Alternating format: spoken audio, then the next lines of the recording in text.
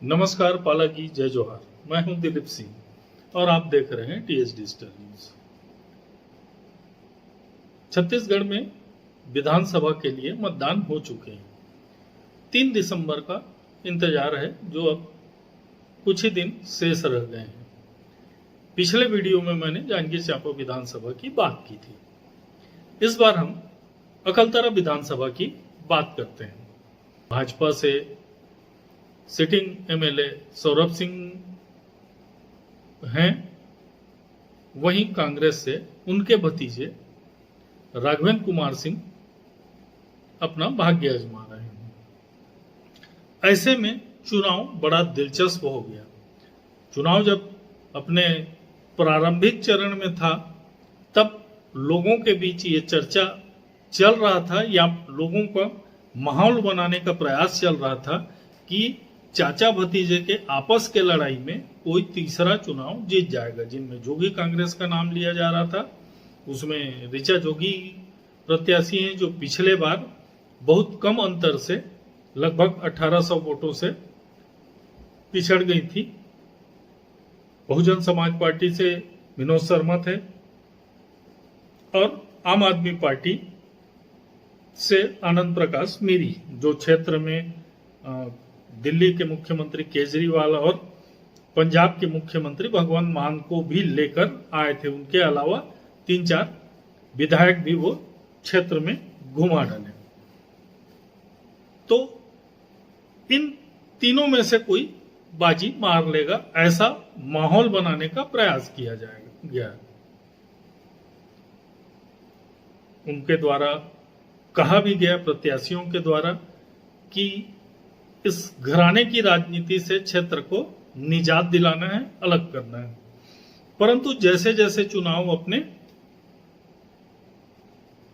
Peak पर आते गया, माहौल बनते गया, ये तीनों ही अब बाहर हो चुके हैं। जीत की इनकी कोई संभावना नहीं दिख रही है, क्योंकि इनके पास न तो ऋचा जोगी के जेसीसी, जोगी कांग्रेस जिसे कहा जाता है, उसका कोई कोर वोट विधानसभा में है, और न ही आम आदमी पार्टी का कोई मतदाता क्षेत्र में है। उनको पहली बार प्रयास करना पड़ा है। बसपा का जनाधार क्षेत्र में है। चूंकि प्रत्याशी पिछले बार बैठ गया था, हालांकि पार्टी का निर्णय था, उनको दिया गया था, और उनके कार्यकलाप से संभवतः जनता जुड़ नहीं पाई। मतदाता, कार्यकर्ता ही नहीं जुड़ पाए, तो मतदाता जुड़ना तो दूर की कौड़ी थी। तो इसलिए वो किनारे लग गए और बात इन दोनों में ही आकर अटक गई। और क्षेत्र के लिए एक बात और यह भी थी कि तीनों ही प्रत्याशी, जोगी कांग्रेस से ऋचा जोगी, बसपा से विनोद शर्मा और आनंद प्रकाश मीरी आम आदमी पार्टी, तो बाहरी प्रत्याशी का इनके ऊपर ठप्पा लग गया। हालांकि ऋचा जोगी पिछले बार भी क्षेत्र में रही हैं, विनोद शर्मा तो पिछले 10 वर्षों से क्षेत्र में लगे थे। आनंद प्रकाश मीरी का जन्म विधानसभा क्षेत्र में हुआ है, लेकिन उनका कार्य क्षेत्र दिल्ली है, वो यहाँ नहीं रहते हैं। चुनाव के पहले ही, कुछ समय पहले वो आए थे। तो इस प्रकार से उनको बाहरी प्रत्याशी का तमगा मिल गया और उनका कोई जनाधार भी नहीं दिखा। तो कुल जमा बात इन दोनों में ही आ गई। और पिछले कुछ चुनावों की बात करें तो हार जीत का अंतर बहुत ज्यादा नहीं रहा है, 4000 से कम ही रहा है। 2013 को छोड़ दें तो 2013 में कांग्रेस के चुन्नीलाल 21,000 मतों से जीते थे, जबकि वही चुन्नीलाल 2018 में 21,000 से अधिक मतों से हार कर तीसरे नंबर पर चले गए थे। तो क्षेत्र की जनता का तासीर यह समझ में आता है कि लोग एक बार आपको चुनेंगे, दोबारा की गारंटी नहीं है। अब जहां तक हार जीत की बात है,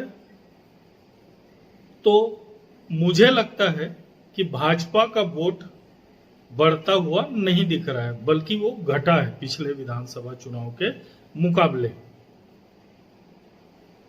और कांग्रेस का वोट जो पिछले बार अगर पार्टी के रूप में देखें तो वो शिफ्ट कर गया था बीएसपी की ओर, वो वापस फिर से कांग्रेस में आ गया लगता है। कांग्रेस का अपना कोर वोट और खासकर अल्पसंख्यकों का जो वोट है, उसमें मुसलमान हैं, जैन हैं, क्रिश्चियन हैं, ये सारे के सारे कांग्रेस की ओर जा रहे हैं। इसके अलावा जो सामाजिक समीकरण में कुर्मी इस बार कांग्रेस को वोट कर रहे हैं। चाहे जांजगीर चांपा की बात हो, मैंने आपसे कहा था पिछले वीडियो में कि जांजगीर चांपा जिले में मैक्सिमम कश्यप समाज, कुर्मी समाज भाजपाई रहा है। वो इस बार कांग्रेस को वोट किया है, तो वह भी है। और जो अनुसूचित जाति और अनुसूचित जनजाति का वोट जो जोगी कांग्रेस, बसपा या आम आदमी पार्टी में रुकना था, वो पूरी तरह से रुकता हुआ नहीं दिखा। वो कांग्रेस की ओर शिफ्ट हुआ है, कहीं कम कहीं ज्यादा मात्रा में। गांवों की बात करें, लोगों की बात करें, पत्रकारों के बीच चर्चा, आम जनता के बीच चर्चा, नेताओं के बीच चर्चा, तो ये लगता है कि हर क्षेत्र में राघवेंद्र सिंह को वोट मिल रहा है। जहां सौरभ सिंह भाजपा का जनाधार ज्यादा है, भाजपाई क्षेत्र हैं, जैसे पहरिया पंतोरा क्षेत्र के कुछ गांव हैं जो हंसदेव नदी के किनारे किनारे, जहां पे अनुसूचित जाति के का बाहुल्य है, तो वहां पे सौरभ सिंह का अधिक वोट है, तो वहां पे राघवेंद्र सिंह उनके मुकाबले में। अगर हम बलौदा के दूसरे सिरे की ओर चले जाएं, बलौदा के आसपास के गांव में जहां अनुसूचित जाति के बाहुल्यता है, तो वहां जोगी कांग्रेस को अधिक वोट मिल रहे हैं, तो दूसरे नंबर पे राघवेंद्र सिंह है। कांग्रेसी क्षेत्र जहां पर है, जहां राघवेंद्र सिंह पहले नंबर पर हैं, वहां पे सौरभ सिंह दूसरे में है, कहीं पे ऋचा जोगी दूसरे में है, कहीं पे बसपा दूसरे में है। और जो ये तीन प्रत्याशी जो थे, वो अनुसूचित जाति और अनुसूचित जनजाति और पिछड़ा वर्ग के वोट को रोकने के लिए या जीतने के लिए मैदान में थे। वो अपना काम नहीं कर पाए, जनता ने उन्हें सिरे से खारिज कर दिया, नकार दिया। इसलिए और वो वोट भाजपा की ओर नहीं गया। इसमें सौरभ सिंह का जांचा परखा चेहरा,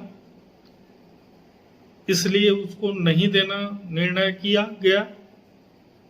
और कांग्रेस का घोषणा पत्र, जिसमें किसानों के कर्ज माफी, समूहों के कर्ज माफी, ये सब थे, और जातिगत समीकरण, इस कारण से क्षेत्र में कांग्रेस को बढ़त दिख रहा है। और मुझे लगता है कांग्रेस की जीत तय है। अब कितने वोट से जीतेंगे, ये तो 3 तारीख को ही तय हो पाएगा। देखते रहिए DS डिजिटल न्यूज। सब्सक्राइब करना न भूलें।